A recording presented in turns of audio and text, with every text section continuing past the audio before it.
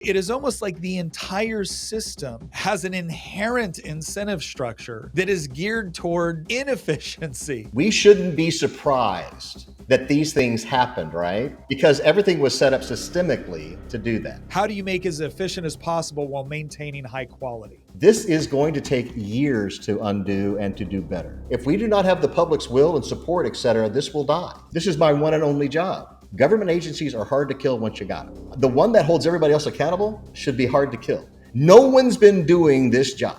Oh, we got Trump for 4 years. So what? You've got Congress for 2. I need Congress to have the mindset of whatever they can get done right now, they have to do it. Because if you lose control of one house, right? You lose control of the House, you lose control of the Senate, all of this grounds to a screeching halt. And the only things you will get done will be whatever you can do through executive order. That's it. If we can't get over fighting ourselves, we can't solve big problems like this.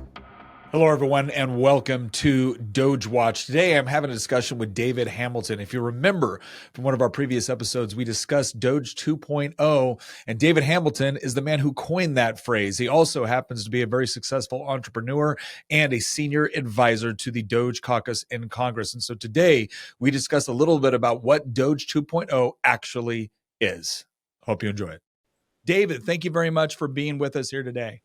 Well, thanks for having me. And also thank you for having DOGE Watch. One of the ways this is going to work is if we hold people accountable and try to sustain this. And you're shining the light on this, bringing experts in, et cetera, building consensus and making this important and explaining in ways that people can relate to has been really powerful. And I've watched every one of your episodes. They're fantastic. So keep it up. It's exactly what we need.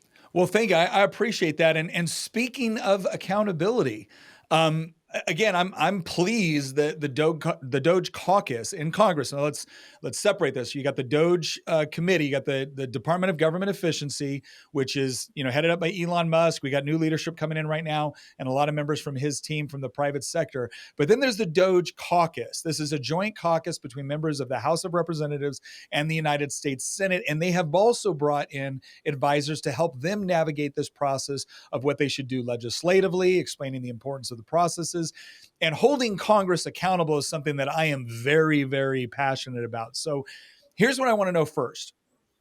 You have done a lot of work in an arena called Lean Six Sigma.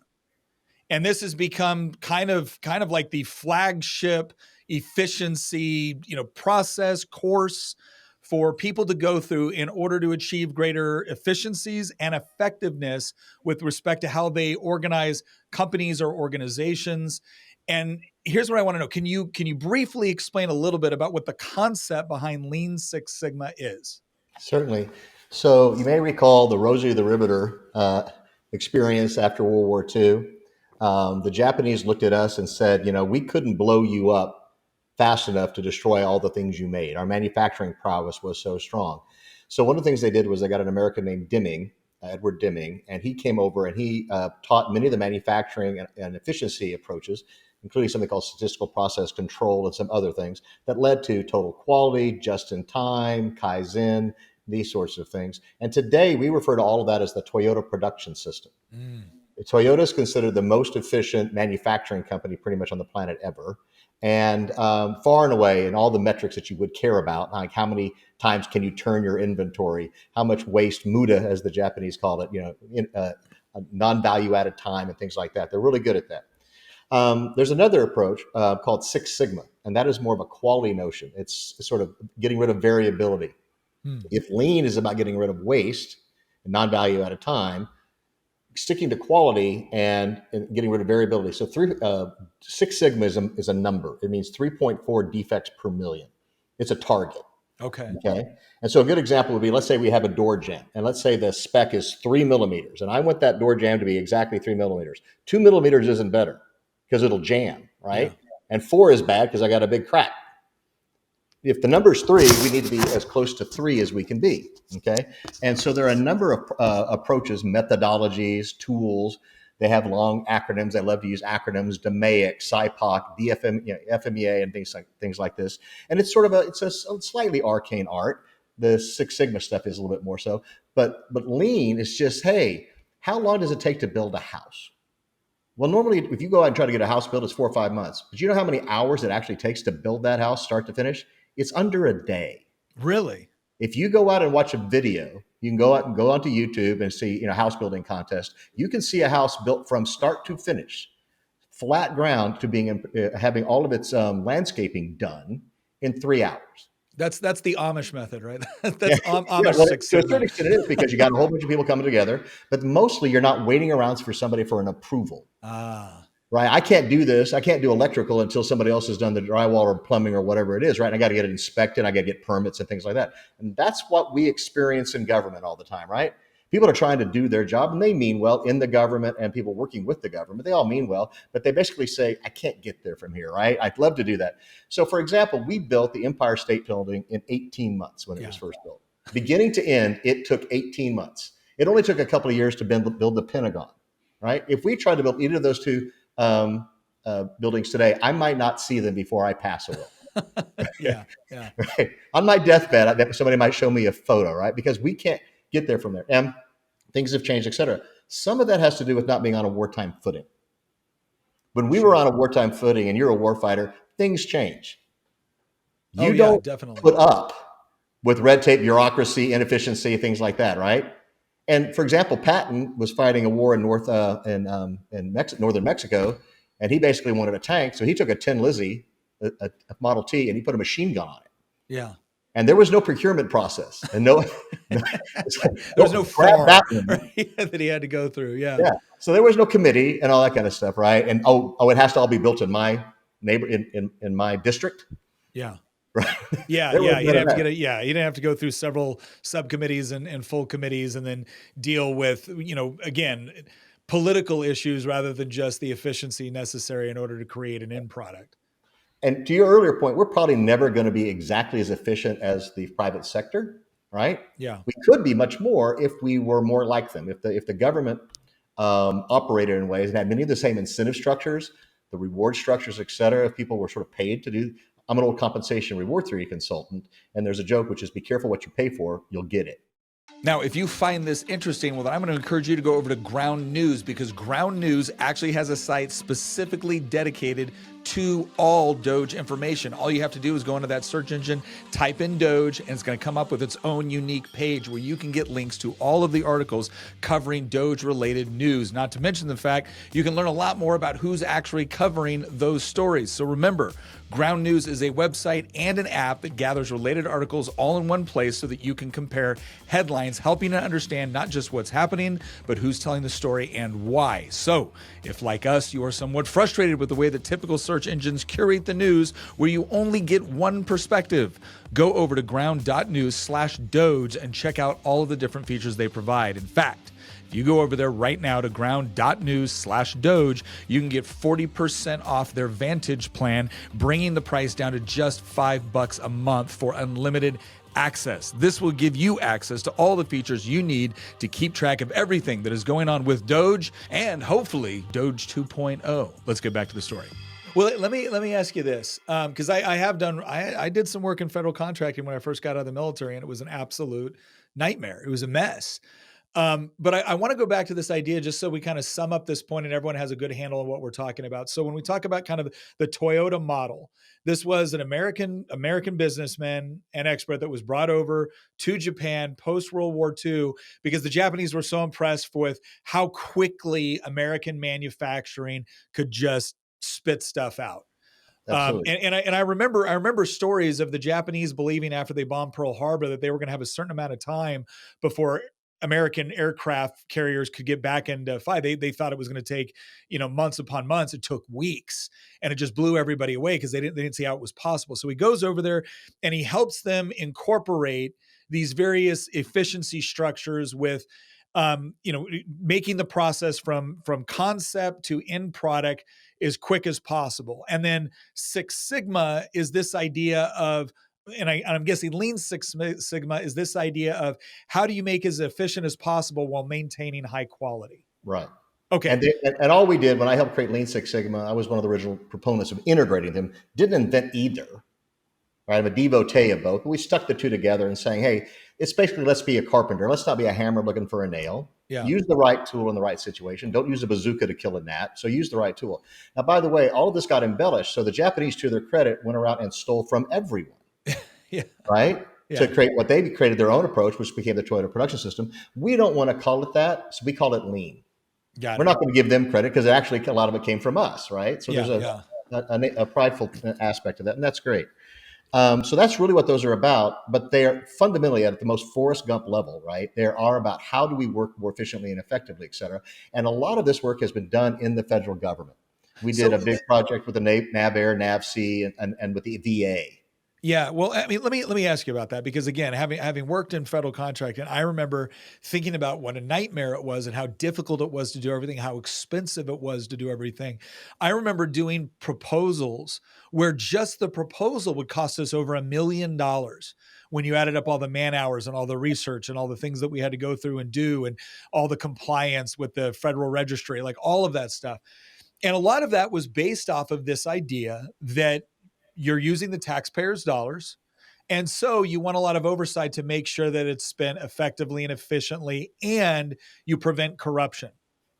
Well, Because you again, nailed it perfectly because what you're getting paid for is not being seen as being showing preference yeah, and avoiding risk, yeah, right, and compliance, et cetera. So more be careful what you measure. That's what you get, right? And so the people in charge of that are number one worried about not being seen as showing favoritism mhm, or corruption, right? yeah, Also, there's going to be a tendency, especially in large contracts, et cetera, to share the wealth so that yeah, every district gets a little bit. That may not be the best way to do things, right? yeah. Oh Okay, no, but we saw this all the time where you would see various defense projects that the military didn't want. But it didn't matter that the military didn't want it because the congressman that represented the company that was building the thing wanted it because it meant jobs and money for his district. and that Um, gets back again to the fundamental notion of the compensation reward theory of incentives. So the path to hell is paved with good intentions and things like that. But then if you're incented to do that, to bring home bacon to your district, yeah. you're going to bring home bacon to your district, right? So we want to apply that idea to the federal government and to regular business as much as we can, right? Let's make sure we're aligned. So a good example is if you're in charge of a bureaucracy, you're really not encouraged to shrink that organization down. Oh, exact opposite. Yeah, and in most cases, it's the exact opposite. Yeah, I want more power, more people, that's more prestige, et cetera. Well, and also if you do a good job and you cut costs and you do a better job for the taxpayer, what do you and your people get? Yeah, You get an attaboy, right? You don't get anything. So there's a notion called gain sharing, right? So let's say, for example, a bureaucracy got shrunk in half, and we doubled our productivity, and the taxpayer was happier, and things like that. What kind of bonuses should those people make more money? That would happen in the private sector, right? yeah, That's how we don't do that. So until you can do that, and so you have to. And one of the things you told me, and I absolutely agree with early on, a lot of this has to do with the will to do it. You mm-hmm. have to have the right leadership caring about it. You have to make this stuff visible, right? So in any manufacturing site, you'll see something called visual control. You'll see things up on the wall, and whether you grade people or not, just showing it, Yeah. it will improve. Yeah, no, I visited a company a while back and they basically did really, really simple bathroom remodels. And when you walked into their floor, they had TV screens all over the place showing their metrics and their numbers for that day, for that month, for that year, who was like, and it was amazing, like just the hum in this place where everybody was working and everybody, because it seemed like everything they were doing was being tracked and rewarded. But here's where I'm going to push back. I know why that works in the private sector. I know exactly why it works in the private sector. It is because people are spending their money or money that people have voluntarily given them and invested with them, which they are accountable for. And they receive a reward based off of their ability to provide products and services to people who can voluntarily choose to either do or not do business with them, right? Like this is the free market model, right? You're assuming the risk, you get the reward, and nobody is compelled to subsidize you or do business with you. That is not how the government operates, right? Like they get their money, politicians take the money through taxation, or they borrow it, or they print it, which is especially heinous, and then they allocate it And here's what I've always told people when they'll call up my office, because obviously I'm still a state legislator. They'll say, Nick, this government bureaucracy is horribly inefficient. I'll be like, oh, no, no, no. They're actually very efficient for their customers. And they're like, Nick, I'm a taxpayer. I was like, oh, no, no, you finance the whole thing, no You're not a question. customer. But No. you're not the customer. I'm the customer. I'm the legislator. I'm the guy that gets to vote on their budget. And I guarantee you, when I call up, I can have the head of an agency sitting, a state agency, in my office within 24 hours explaining his or herself to me and what they're doing and why. Right. So, no, no, no, they're very efficient for their customers, which is the people that allocate the money from the taxpayers. How are we, and by the way, on the other side of that, when they move on to their next job, Mhm. right, they are being rewarded by the prestige, the size, the budget of their agency, how well it hounds out money, how important it is to the local, to the various districts and the voters and whatnot. So it is almost like the entire system has an inherent incentive structure that is geared toward inefficiency and Perverse government incentive. bloat. So how do you beat that? Okay. Couple things. One is you're pointing out something very fundamental, which is the world is the way it is for a reason. We shouldn't be surprised that these things happened, right? Yeah. Because everything was set up systemically to do that. And we are getting what we paid for, and the customer who's paying for it is getting what they paid for, to your point, right? So we will never accomplish the same level of incentives or efficiency or effort, et cetera, that you might, say, in a government bureaucracy versus a company that Elon Musk runs. Mm-hmm. We're not going to accomplish that, but that shouldn't be our goal. We're not going to get, don't let pursuit of perfect get in the way of great. We need to be great or at least good, right? Yeah. Okay. So currently, no senior leader is incentivized personally on their paycheck, their bonuses, nor are there people in a way that you would see in the private sector. They're not making more money. They're not getting stock, and all these kinds of things, et cetera. So there are things you can do within the federal government pay structure, et cetera, to incentivize and give bonuses and reward people for behaving in a way that they might if they were in a private sector. And we have to maximize that. And we have to hold people accountable for that. And we have to stop thinking, well, no, I'm just here for service. These people have hopes and dreams and desires, and they got families and kids, and they want to put them through college and all that kind of stuff. You don't tell me for another $10,000, $50,000 you can't get more work out of them. Mm. And you don't tell me if you don't if they're aligned, if we're all aligned, et cetera, to what the real goal should be. As good people, they won't pursue it. Sure, they will. So our goal is to get more efficient, more effective in that regard, right? And we need gain sharing, we need incentives to be aligned, et cetera. Let me give you an example on a supplier. Let's say I'm trying to make a sub faster, right? I'm making submarines, right? And it takes 3 years to build one. And I can cut out 10%. I could cut off 6 months of the build time and I could cut 10%. If I'm a supplier, I would no way do that in God's green earth, because my revenue will immediately go down. If I cut my revenue, my stock goes down and I get fired. There's very few mechanisms in the contracting world for me to say, oh, I just saved the government 10%, 20%, whatever, and my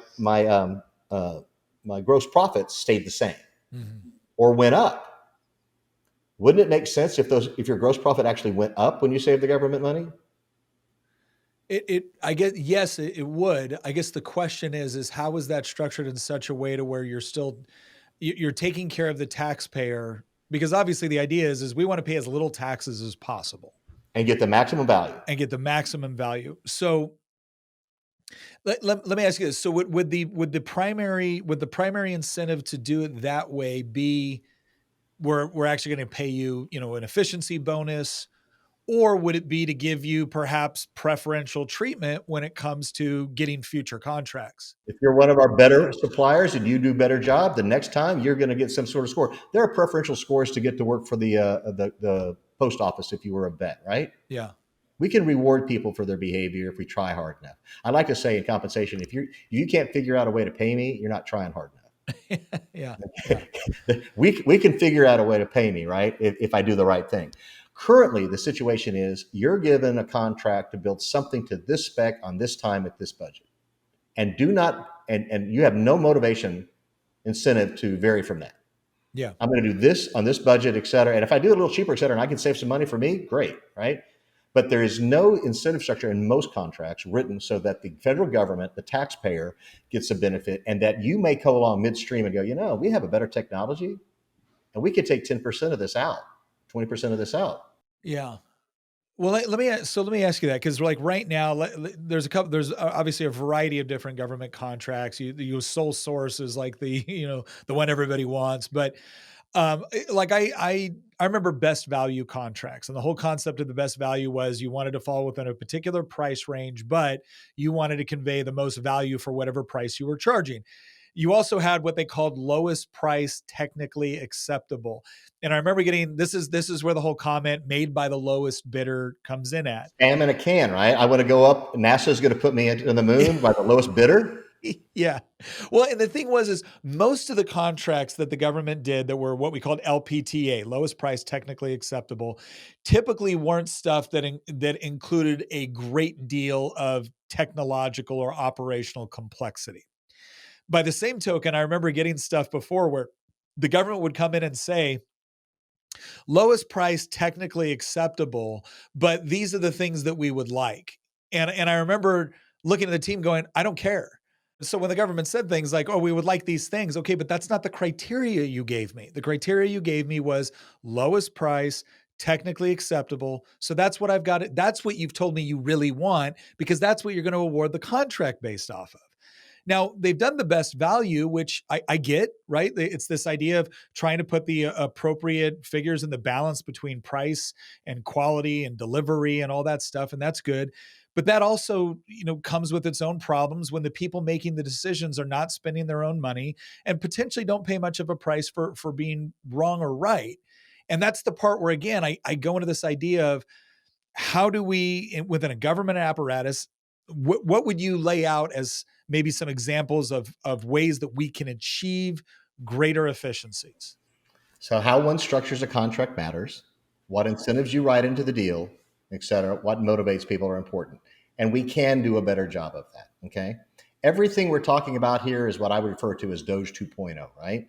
This is how do we make ongoingly the government more efficient, more effective, et cetera, by aligning incentives, by giving management the right tools and capabilities to do these things, to focus them on these things. Absolutely. And that's the long-term play that we're talking about.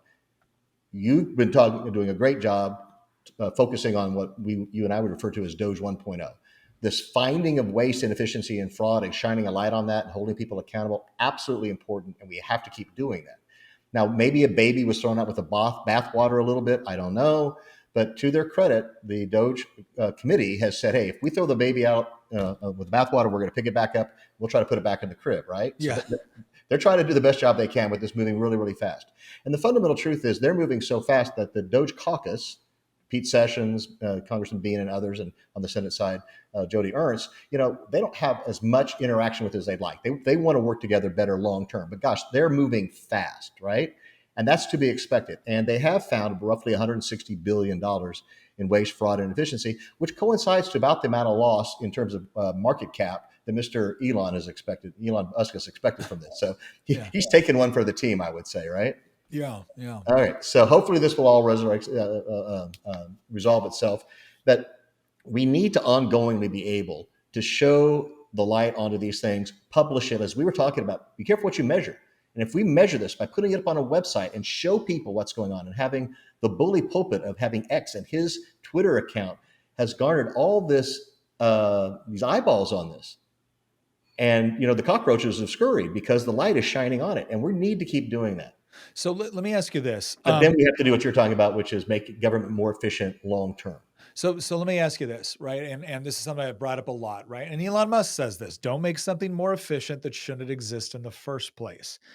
Do we have? And look, I'm not going to ask you to comment on this specifically. I have very little faith in Congress, regardless of what individual members say. I have very little faith in the vast majority of them to actually cut entire departments, right? That's what I think needs to happen in many cases. I don't think we need to have between 300 to 400 different federal agencies, departments, et cetera.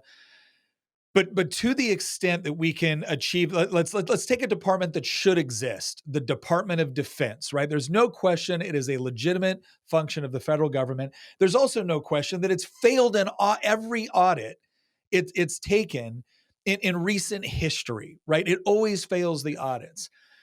Can you give me an example of certain things that you would want to do with the Department of Defense that could be just executive branch? It's as simple as going in there with a team, with the DOGE team, with you guys sitting down with Pete Hegseth and saying, hey, here are the various things that you can implement right now that don't require any congressional approval. You can just do it. And then what are some areas, since you are working with the DOGE caucus, what are some areas that you think absolutely require Congress to act? It's not something that the executive branch can do by itself. Sure, there's a lot to unpack there, but first and foremost, this first wave is what I call keep versus kill. Should we keep this department or should we kill it? If we keep it, how big should it be? How much resources do we want to devote to it? How many people do they need to do that? And that has been a decision that the executive branch has been trying to make about different departments, education, you name it, right? Yeah. To be perfectly honest, that's above my pay grade. I have opinions on that, whether I need this department or that department, et cetera, but that is an executive branch decision, right? And people can argue with Trump and his administration if they like it, don't like it, et cetera, right? But after you decide what you're going to keep, and we're absolutely keeping defense. If anything, I would actually like to see the budget for defense go up relative to other things, given the magnitude of the task. But I'm not willing to do that if we're going to spend our money frivolously, if we can't account for it, if it's not being used efficiently and effectively. So let me give you an example. A long time ago, it was proposed to the Navy, almost 40 years ago, that instead of having a whole bunch of giant ships, we needed to have a bunch of small hydrofoils that went 90 knots. You could put a nuke on them, hard to kill, hard to find, right? It's more of a special forces notion, right? Yeah. But the Navy brass pushed back and said, no, I can't make captain on a little tiny boat because it goes by tonnage. So, and they wouldn't do it on, you got 10 of these, so therefore all that tonnage adds up. But if we measure you and based on how big your bureaucracy is, how big your thing is, they say, oh, no, we're not going to do that. That would be a better thing. And now we're talking about underwater drones, autonomous, surface and whatever. And that's probably the way to go, right? If a multi-million-dollar tank can get knocked out by a drone, then the same thing applies to aircraft carriers and destroyers and things like that. So warfare has changed. And at the end of the day, you have to listen to the war fighters. Yeah. What do you need? And we're not going to do this based on, we have a big shipyard here and we want to build more of those things in that ship, all right? Then the other thing is you have to treat your best providers better. Like Toyota would say, I don't want a whole bunch of suppliers. I want a handful of guys that are really, really great at what they do, right? The idea that we're going to have 7 different shipbuilding yards, et cetera, probably not. We need to get more out of each one that we've got. So the government, though, because it doesn't want to look like it's playing favorites, will say, we have to have lots of different providers, lots of different suppliers. We're spreading that, as opposed to, hey, if it's a surgeon and it's your heart or your brain, you're not going to say, any one of these is good, et cetera. You're going to, I want the very best one, right? What do you say? I want the surgeon that was selected based off of what their upbringing was and what their ethnicity is and how they happen to identify that day, right? Like, I want, I want to know that they came from a small business instead of a large one. And all that non-merit based decision making has got to stop, right? And one of the things you love about the military, right? It is, first off, it's the most colorblind, gender blind, whatever organization that I've ever experienced. I never served, but all my family back to Alexander Hamilton served. Every one of my family members all the way back, right? I've been around it all my life. And what I know about those guys is they don't care who or what you are. They care, can you do the job because you're in the foxhole with me, et cetera. And my life depends on you, right? Yeah. We have to have that ethos in our government. I don't care where you come from, et cetera. And I don't care if your favorite solution, no. What is the best solution? What puts the right capabilities in the hands of the warfighter fastest? We have to innovate faster. We can't outmuscle the Chinese. There's 1.4 billion of them. They got a whole bunch of smart people and they steal our stuff, right? So we have to be ruthlessly efficient in our innovation. We have to be ruthlessly efficient in finding the best providers. We need to carry them along. The Chinese will say, hey, this solution is great and we're going to pour money into it. And they don't care about looking like they're playing favorites. Yeah, I'm playing favorites. Yeah. These guys could kill people from 5,000 kilometers away and hit the eye on a jack of spades, half the price. So that has to be our mentality, and that comes from being on a wartime footing. So We're so let not me on a wartime footing. yeah, so let me ask you this. If you had your way right now, right? Because obviously you're advising the DOGE caucus, but you also have access to members of the DOGE team and whatnot. If you had your way right now, what would you tell Congress to prioritize in order to start achieving what you're talking about, which is long term, you know, process changes, personnel changes? Like what are the things that you would tell Congress, hey, you have to do this if you want to achieve these kinds of results and achieve greater efficiency? So first off, I want to caveat: I do not have great access to the Doge team. Yeah, I work with Pete Sessions primarily, give some advice and counsel. We're all trying to work together. We're building the ship. I mean, we're flying the plane and we're building it as we fly it, right? So I don't want to overstate that. First off, I would tell everybody this is a huge undertaking. This is a yeah, marathon, not a sprint. Anyone who thinks you're going to fix this in 100 or 200 or 300 days is insane. sure. Okay. So, one is there are about 5 elements that we need to worry about. One is public perception. If we do not have the public's will and support, et cetera, this will die. So, communicating this, showcasing what's working, and engaging them is really important. And I would argue that we could do a better job of that. Your show and the things like this, engaging people and giving them these things to talk about and encouraging them to write to their congressman or woman, et cetera. Hey, this is really good. We need more of this. Maybe it's not perfect yet, but God bless you. You're doing the right thing, right? We need the support, or this is going to die. Mhm. Secondly, structurally, and you and I have talked a little bit about this, I think there needs to be an institutionalized edifice whose only and sole job is accountability and transparency, because other people have kind of had that as part of their job. The GAO, Treasury, you name it, comptroller. These guys are supposed to do that. But you will agree, we haven't done as good a job as we should have over the Oh, years. obviously, if we need an outside organization like DOGE to come in and identify some of this stuff, then clearly some of the internal government oversight and transparency organizations have been co-opted by the very organizations they're supposed to be providing transparency on. So let's start fresh for the purpose-built group that can't be corrupted, right? And they can be corrupted. You and I had this conversation, right? Yeah. Any of these things could be bastardized. Yeah, yeah. We get that. But I like to think about, remember Elliot Ness trying to get Capone with the IRS, Elliot Ness came in and said, no, I need my own little group, Yeah. dedicated. This is a special forces notion again. This is my one and only job. Yeah. Is to identify fraud, waste, and inefficiency, make recommendations, pull in the right resources, publicize this, and keep the pressure on. You played a lot of sports. Every athlete needs a coach. Mhm. Everybody needs somebody to provide a little be a parental unit and make sure we're doing the right thing. Eat your damn spinach. Yeah. Nobody wants to do that. So that has to be, somebody has to be the hard case on this. And there needs to be an organization that does that.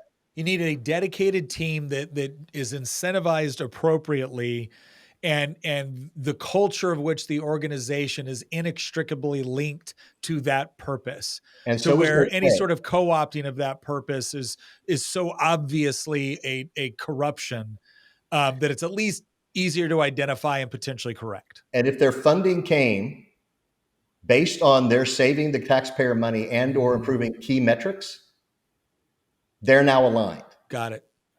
And there's nobody that gets paid that way. So in consulting, you can do contracts and you can say, yeah, time and materials, great, or on results.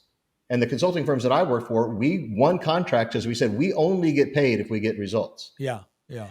The only way that works, though, is the people you're working with, your customer, the senior leaders, the managers, et cetera, they have to be incentivized because they're very happy to watch you fail. Yeah. Yeah. Oh, and actively obstruct you. Yeah, and or obstruct you with malicious compliance and all sorts of things that you've talked about. That'll happen. So there is an art to performance-based contracting. Okay. An art and a science. So make sure you do that right. And I think this organization we're talking about has to be incentivized and get paid based on its results, because then it's the shining example. I mean, it's not do as I say, right? It's do as, whatever. They're not just preaching.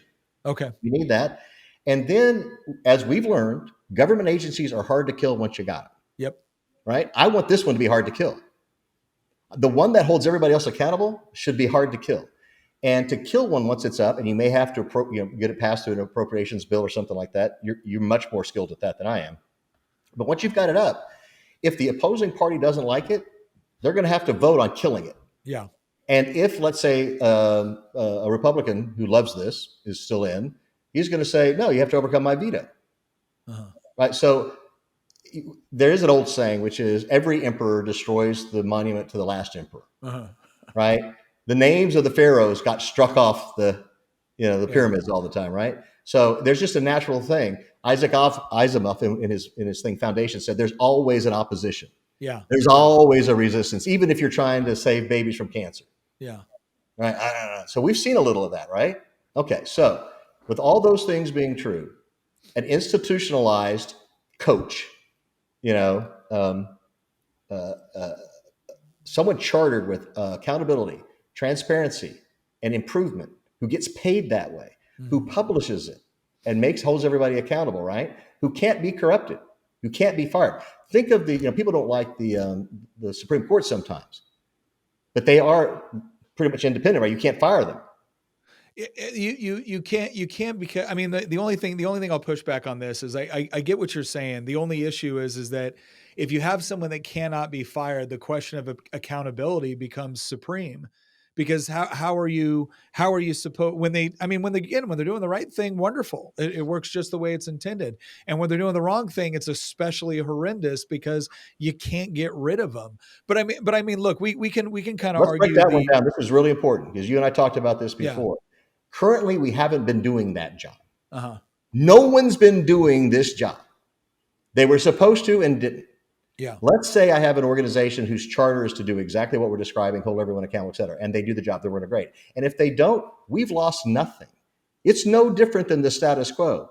Before this time, before DOGE 1.0 and hopefully DOGE 2.0, we've had people going on, just letting things slide, et cetera, crazy stuff that you've seen being spent, nobody cared. So what I'm saying is we have to give it the good old college try or whatever. We need this organization. If it's doing its job, somebody could get in there. We've seen people put in certain positions that didn't do what their job was supposed to be, right? They've corrupted their mission. We've seen that. But if this one's mission, either they do it or they don't. And for decades, waste, fraud, corruption, sloth has been the norm. Okay.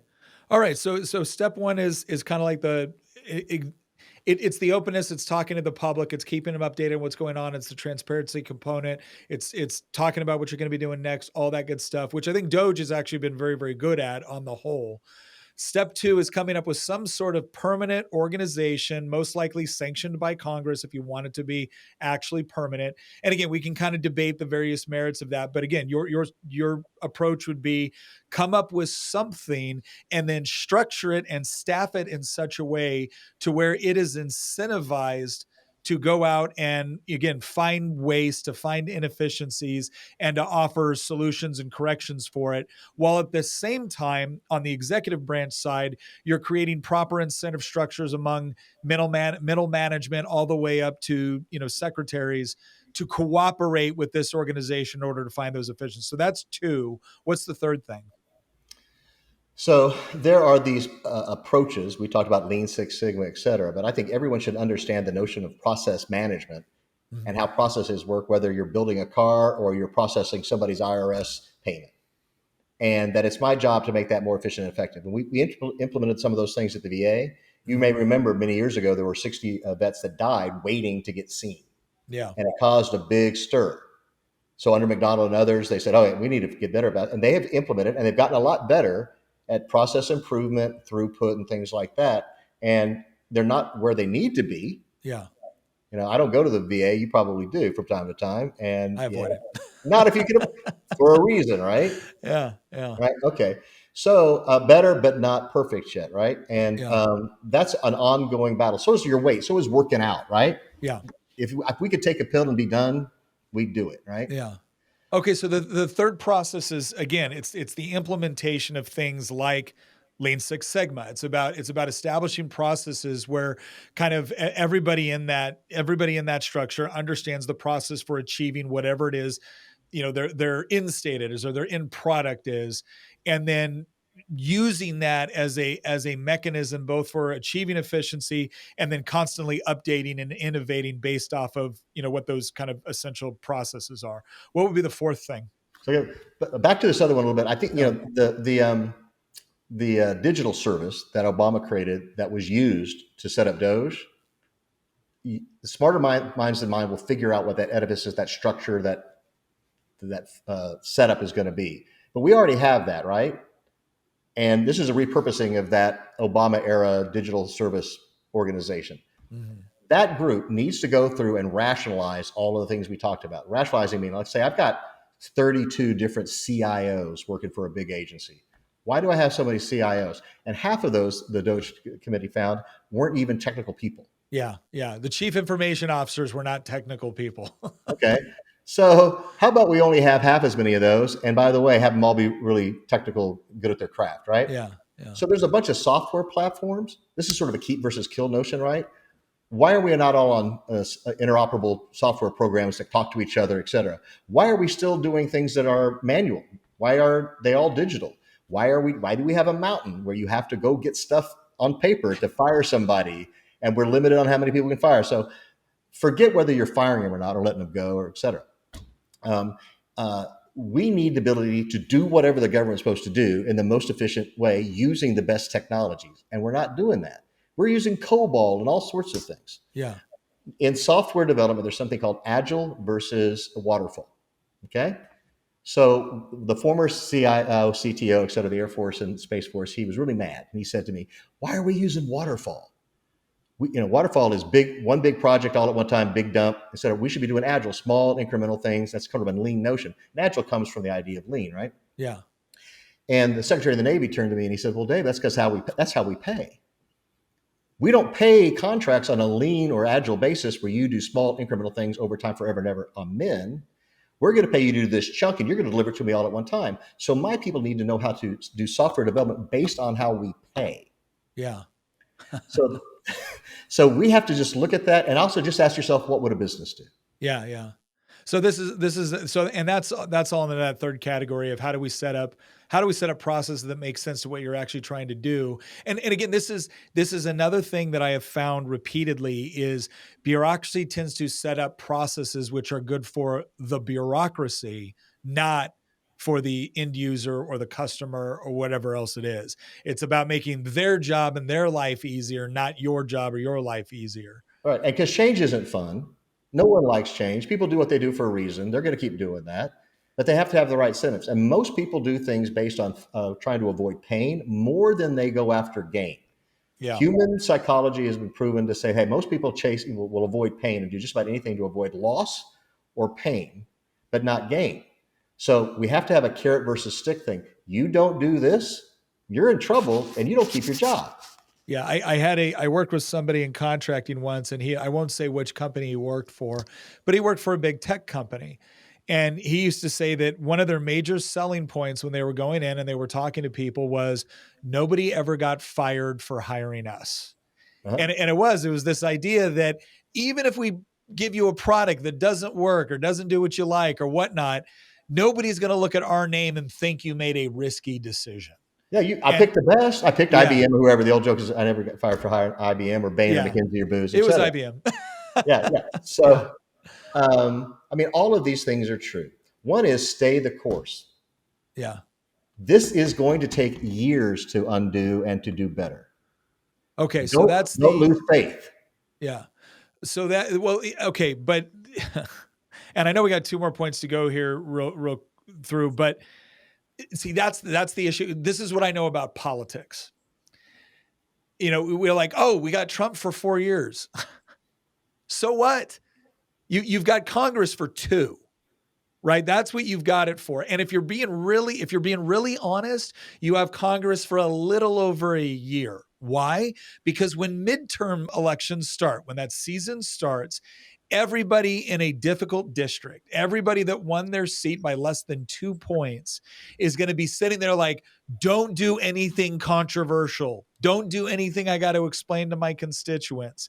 I want to be able to go and speak in ambiguous language and talk about efficiency, but I don't want to have to explain why we cut this many jobs from my district. I don't want to get yelled at a town hall meeting. And so that's why I say, like, I totally agree with you with respect to the length of the process to create this sort of structural change that we're after. But right now, we got midterms right around the corner. We got a budget that's got to go out. And so I need Congress to have the mindset of there are whatever they can get done right now, they have to do it.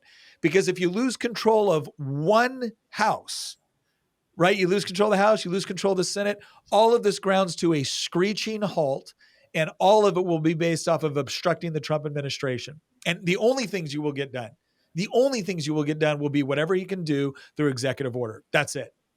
So you That's know it. that I'm not a Republican, right? You know I'm not a conservative. I Yes. do not Yeah. consider myself a conservative, Yeah. right? I'm radically nonpartisan, Yeah. right? And I haven't voted in a primary in 15 years since I started my nonpartisan think tank and speaker series, right? Yeah. Okay. Yeah. This is why I think it's really important that this become a bipartisan effort.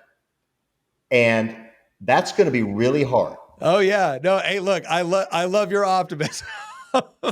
Yeah. So I'm still tilting at windmills. I'm still Don Quixote, right?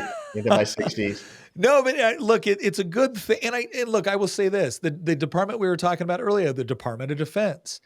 I am a hardcore conservative. I'm also a combat veteran. I'm like, I want to cut from the Department of Defense. I know there is You an want to cut absolute waste. You don't want to cut bone and marrow and no, well, of course not. I don't want to cut the things that warfighters actually need to be able to fulfill the core mission of the United States because then if you military. cut the waste, you can give them more money for more muscle and bone. Yeah, but even then, what I want first and foremost is for the Department of Defense to be able to pass an audit, right? Like you're right. I just went to my son's basic training graduation.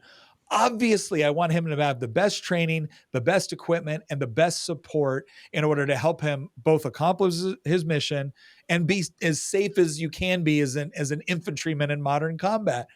But a lot of us who are, again, combat veterans, I'm a special ops guy, right? We don't have a lot of faith in the underlying bureaucracy. I'm actually very impressed with Pete Hegseth, but we don't have a lot of faith in the underlying bureaucracy and, again, Congress to make the correct decisions with respect to prioritizing the defense budget. But all of that to say, I was trying to find a bright spot here, right? And that was the idea that if you are looking for bipartisan support when it comes to issues of efficiency, you're not going to get it with the Department of Education, right? Because we want to see it gone and they want to see it expanded. You're not going to get it with, there's probably conservative sides as well where it will be difficult to achieve. But like with something like the DOD, you can find a cross section of people who all agree that yes, there are massive inefficiencies and problems when an entire department can't account for hundreds of billions of dollars worth of spending. And so again, we're back to these 5 points. Well, Make sure the public's informed. Make sure that you have some sort of permanent organization that is properly structured and incentivized to deal with this. 3, implement the proper processes and technology to be able to facilitate both the organizations and the agencies running efficiently. And I'm assuming running in such a way to where the accountability offices has appropriate access to be able to track and do its job, to hold be able to see accountable. what's going on. Yeah. And then for this to stay, back to winning the hearts and minds of all the people, et cetera. For example, I happen to know Tom Homan, and I sent to him when he first took the job. I go, look, you got to start with the criminals, Yeah. right? Yeah. Yeah, you might take 10, 12 million, whatever, people out, whatever, but who can argue? Yeah. And it's funny, some people have with rapist murders and things like that, but start there, right? And similarly for DOGE, go after the no-brainer waste, fraud, corruption, and get as much of that as you can so you can show your proof. This is what we did, 160, $200 billion, whatever we saved. You have to get as much of that as possible. But then I think, and I've been recommending some form of gain sharing for the public. Okay. Because you're a zealot. You care deeply about reducing the deficit. Others don't. Yeah. They couldn't give a rat's bottom if we reduce the deficit. Yeah. They said, people have said, don't give that money back to me, pay off the debt. To win this war, let's say, for example, when one side says the other side just wants to kill Social Security and they hate Social Security. Yeah. If you said, no, we want to make it solvent. So let's take some of these savings, all the waste, fraud, corruption, the people that are 150 that shouldn't have been getting it, and we're able to give that to the people who do deserve it, need it most, the most vulnerable. Yeah. You're old and you're poor and you don't have enough money to retire on, and someone objects to your work, you say, you don't care about old, poor people? Yeah. So it's the idea. It's the idea of, so step 4 is kind of this process of, just like how DOGE and how with immigration and whatnot prioritized kind of the worst examples The first, so that people no-brainer could stuff. understand it was going on, it was a problem, and they were addressing it. When it comes to, for lack of a better term, the dividend, we need to probably prioritize that toward, toward the people or the individuals that will most benefit from these savings, from these Mhm. efficiencies, so that they can recognize the value, not just in, so they can recognize the value in a very, very practical terms. Right, and stay committed to it, right? Got it. Got it. Okay. Yes, So that's step we 4. need both sides, because if we don't figure out a way to make this a bipartisan issue, Mhm. I mean, as a former Democrat, I chafe at the idea that only conservatives or Republicans can be patriotic and care Oh about yeah, residents sure, and be sure. No, right. that's So, not true. okay, but that's kind of where we've gotten to in this world, right? Uh-huh. And it shouldn't be that way. We can argue about the degree of certain things. I don't know a single Republican who doesn't believe in progressive taxation. They believe that rich people should pay more than poor people, Yeah. broadly speaking. Mhm. We can get in an argument about how much, Yeah. what these tax brackets should be, Yeah. What the mechanisms are, what the and yeah, right. mechanisms, et cetera. Right now, some people might say, "I want a consumption tax" or whatever, and whatever. But there seems to be an idea that, oh, you rich people don't want to pay any tax and they want only poor people. That is a bastardization of the intent or morality of conservatives. Yeah. And that's just that we're at war with ourselves. And I keep saying that partisanship is the single existential threat we face. If we can't get over fighting ourselves, we can't solve big problems like this. Mhm. So we have big problems. They are existential, but we can't solve them if we wake up every morning going, "Oh, us versus them, they're evil." And so we have to figure out some way to include these folks and to include the folks that have been, because conceptually, who can disagree with getting rid of waste, fraud, corruption, et cetera, and making the Well, government I more I efficient? don't think they disagree on getting rid of fraud, waste, and abuse. They disagree on what constitutes, especially waste. It's a That's definitional the issue. fun. That's the well, and this is something that I've highlighted before on the show. Is that when I look at, literally billions of dollars going toward left wing ideological projects, I see waste. They don't. They see taxpayers' subsidization of things that they think are wonderful and are making the planet better. And so, I mean, that's a part of the philosophical difference here with respect to what should government be used to accomplish. But again, I think that's a larger philosophical debate. But I understand what you're saying is that, if point 4 is, insofar as you start to recognize a dividend, it would make sense to prioritize that spending or the use of those funds toward further, garnering further support for the process and the Universally, system. no brainer. We agree this would Yeah. be a good purpose, right? Yeah. And I don't know what those are, but that principle of saying, "Hey, I have an opponent over here, and I know they care about this. I'm gonna give them a carrot. I'm gonna throw them a bone. Let's figure out a way to work together on this. A little kumbaya, yeah, not easy, Yeah. but we need a Rodney King. Can't we all just get along here? Because otherwise, in the next Yeah. administration, it will be, and at the midterms, it is going to be the primary drive. We have to kill Doge, and they won't want to hear about Doge 2.0. So yeah, no, I understand the broader point of, finding some, there's got to be some intersection of mutual agreement on, again, properly identifying fraud, waste, and abuse, minimizing it, or at the very least coming to the conclusion. Like I've tried this before and it's difficult because you are talking about very different competing ideologies. But like I love the Second Amendment, right? That doesn't mean I think the federal government should be responsible for using tax dollars to get everyone a gun, right? You have a right to go out and get one. That doesn't mean the government's responsible, the taxpayer's responsible for funding it. I would appreciate it if I could find more people on the other side of the aisle that could say similar things about some of the things that they're talking about. It's like, look, it's fine if you do it, it's fine if you subsidize it, but don't use taxpayer dollars. And maybe there's some intersection and room for agreement there. And to your point, to the extent that there is, prioritize those first. Well said. Prioritize the stuff you can agree on first, then worry about the stuff you disagree on later. So what's the fifth element here? Pray. You should have made that number one, David. I should have made that number one. Okay, so to wrap all this up, the prioritization right now is, you see going forward, DOGE 2.0, right? Number one, just like with DOGE 1.0, you've got to be very, very open about what you're doing, daily updates, be out there on social media and have a tracker showing what you're doing, how you're trying to do it, show your progress, show your work. Mm-hmm. Two is some sort of, and again, for your opinion, some sort of permanent organization dedicated toward the concept of transparency, as well as identifying fraud, waste, and abuse, and creating different efficiencies. And the way that you would set this up in an attempt to prevent kind of the corrupting nature of politics is their incentive structure would be set up in such a way to where they are funded. They get their funds. They increase their size and importance by finding efficiencies within the federal government. And then the other way that you get the rest of the federal government to cooperate with that is you incentivize lower, middle, and upper management to coordinate with this group, and so that you have a cooperation. And to Step run their three, business that way. Yeah.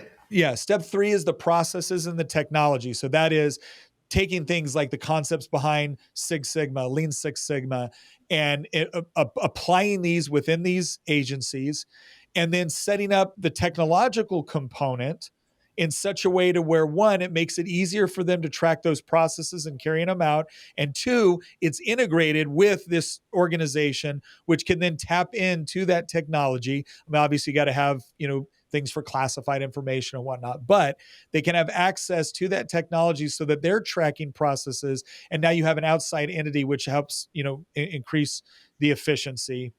The fourth component that you talked about is, as we see savings, as we see efficiency, there needs to be something of a bipartisan effort to say, okay, we disagree on 90% of stuff, but here's the 10% that we agree that is legitimate functions of government, that are important things that we should be able to address. I think we saw a little bit of that when you saw the president talking about things like, pharmaceutical prices and whatnot. You saw some bipartisan, regardless of what you think about it, you saw some bipartisanship support there. Let's just, before we talk about the 90% of stuff we disagree with, let's look at the funding that has been saved. Let's look at the 10% we do agree on. And in a very open and transparent way, let's see how we can make this work for people so that we can get some buy-in to at least this process. And then step five, which we both agree should be step one, is pray that God will smile on this entire process Yeah. and allow it to continue. Is that a decent summary of what we just Those are discussed? some really, yeah, you covered all the main points. I don't know if we got our numbers right, but you got all the key elements. Absolutely. Right. And everything from being open and transparent and showcasing it, having a structure that makes it permanent, Yeah. giving people the right incentives and the right tools to do the job the right way. Right. Finding some mutual agreement so that we're not being partisan and that we actually can work on this together. All of those things are absolutely critical. And Okay. and at the end of the day, hopefully God will sort it out. Okay. Well, David, I appreciate you spending this time kind of explaining this and some of the concepts and the ideas that I know you're also sharing with the DOGE Caucus. Look, I'd love to have you on again a little bit later in the year to actually track some of this progress, because I know one of the big things I'm going to be watching is, what does this next step, this DOGE 2.0, what is the DOGE Caucus going to actually implement? What sort of legislation are they going to carry? Because I agree with you. I do think this is a long process. Right. This has been super sexy in the news for the first 100 days for obvious reasons. But I think any of us who have been at all familiar with government processes and bureaucracy knew that this is going to be a grind, and it's not always going to be sexy. It's going to be a lot of just the hard in the trenches work. But I am hopeful that it can be successful, because, to be quite honest, if we cannot get the federal bureaucracy under control and our budgeting under control, we're going to run into some pretty significant sovereign debt crises and some other things that have been unavoidable throughout most of human history. And I'm a very patriotic guy. I know you are as well. And I want to save our country. I don't want to see it to get to the point that we've seen other nations go when they were incapable of handling situations like this. So, David, thank you very much for your time. And thank you all for sticking with us and watching. These sort of conversations are important. And we want to make sure that we're continuing to give you access with some of the people that are involved in these processes, some of these people that are providing advice. And if you would like to actually submit some questions that we can ask for the people that we're going to be talking to doing that, please reach out to us. Let us know in the comments. Also, we have a community and circle that you can also join. We have a group that we're setting up in there as well that is also talking about this, that can have some of those deeper conversations about what happens next with DOGE and how we can make sure that it is successful. Once again, thank you for joining us, and we'll see you next episode.